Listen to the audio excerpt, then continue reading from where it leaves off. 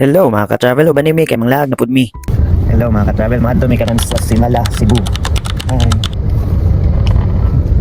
10:30 AM di minigikan ani dayon ga barge lang mi. Dayon nga among gisakyan kay from Sibulan Port to Liloan Santander Port. Dayon abot mi 11:05 AM sa Liloan Port. Then after 2 hours na biyahe naabot na dayon mi sa Simala. Then kigigutom mi pag-abot namo sa nangita mi og pagkaon. Dagan lang dayon mga pagkaon baligya diri so pwede ra mo dili magbalon. Sa dili ra mo piki kay naay mga karinderya na pwede ra mo makakaon. Mao ni among mga gipang order para busog na mi daan sa mi mosulod. Ani di mi diri sa Simala kay dugay naming wala kabalik diri kay dugay namang good ming wala kabalik. Basta kay nibalik na mi diri. Murag libog basta maora to.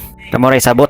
After namang gawa ni sulod na may in case wala mo gadalag payong kay kalagmitan init mangguna diri dapita. Pag mopadulong na ka sa church diri sa Simala. So naaray pwede ka abangan og payong sa gawas. Pero para makatipid mo pwede ra po mo magdala og inyong kaulingong payong. Then mo to ni sulod na mi diri sa Simala Church so wala na ko ka video kay sa sulod kay ganahan ko mag-focus og ampo. Para plus 10 sa langit bitaw serious bitaw ta diri dapita. Then after naman sa sulod sa church nanagot mi sa gawas eh pwede ka magdagkot diri taas kay ilang dalagotan din ara poy kandol na baligya sa sulod so dili ra ka magproblema. So maora to na thankful kay ko kay safety ra among pagbiyahe padulong diri. Then okay lang pud ang weather kay dili init kaayo then wala ra pud ni ulan. Then diri nagtataman maka-travel kay wala na ko ka video sa among pagpauli. Puguban pa namong gihapit-hapitan. So bye for now. Thank you for watching.